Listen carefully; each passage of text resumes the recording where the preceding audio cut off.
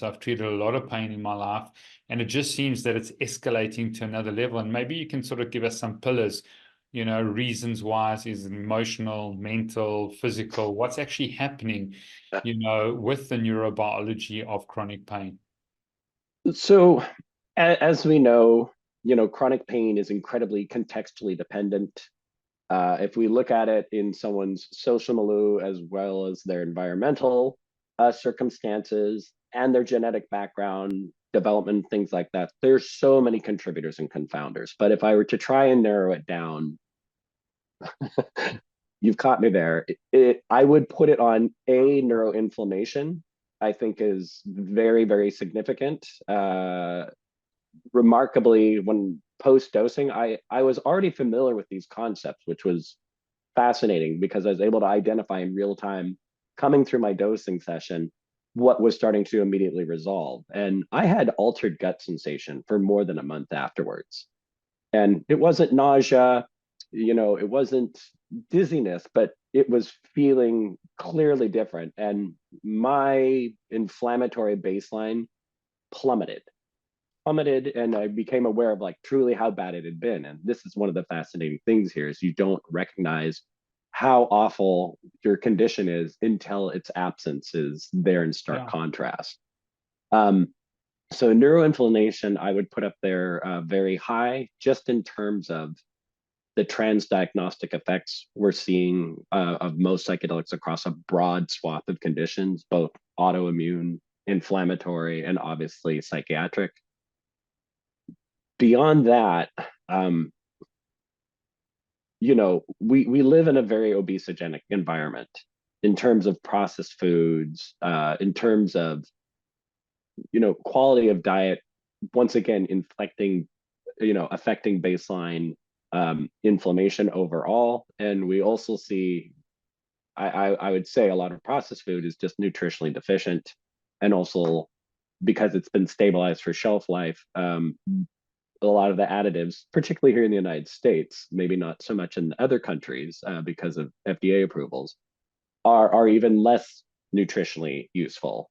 Yeah. In the US, additives that are here in the US are not in Canada or, Yeah. the European Union. So that's another thing.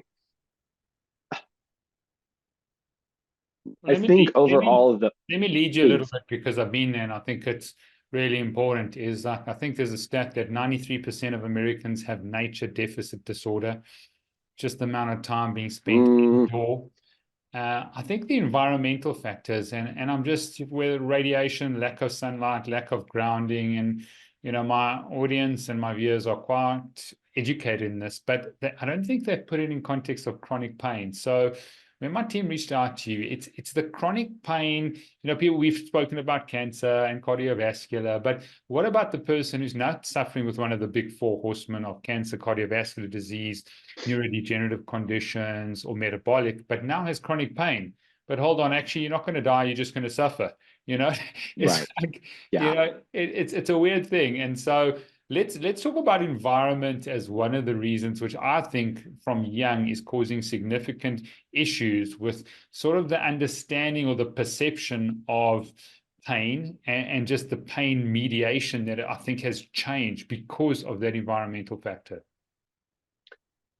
Well, a lot of people that we see, and as I'm sure you're more than aware, and this ties directly, I think, to the outdoors, are uh, they're so movement deficient that they've lost a lot of mobility fluency, let's say movement fluency, and so we go from one flat surface to another in the city. Like never does your, say just as an example, your ankle angle change. You're not going down a slope anymore or variegated terrain.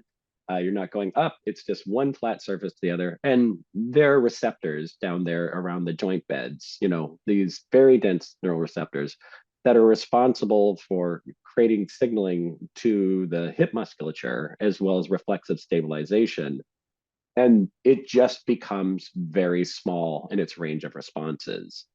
And so over time, if we look at sort of the use it or lose it principle, that setting in. It's the same thing though with exposure to outdoors. We have so much more rich information coming out there. And we've previously, in the past, I'd say era, we talked about nature exposure in terms of its psychological effects, but I think in terms of what it does to the visual system as well as the vestibular system, it's once again this very small range of responses that get codified around that. And so, just in terms of, say, convergence dynamics with your eyes. So, lots of people have what's known as a convergence insufficiency because all we're doing is sitting here and looking in our room and then back to the screen. And it's a very, very short range of focal accommodation.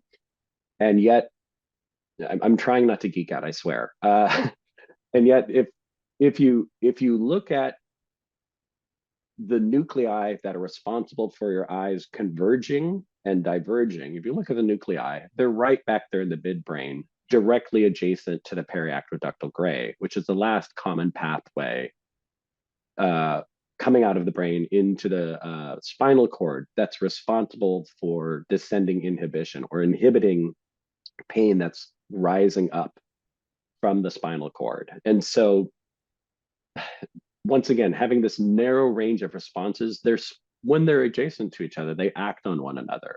So there's a lot of people that can be responsive to visual exercises. And a lot of times we see people, they're trying to get manual therapy, they're trying to get something done in terms of proprioception on their body. And it works as long as it's done to them, but it's sort of a passive reception of that therapy.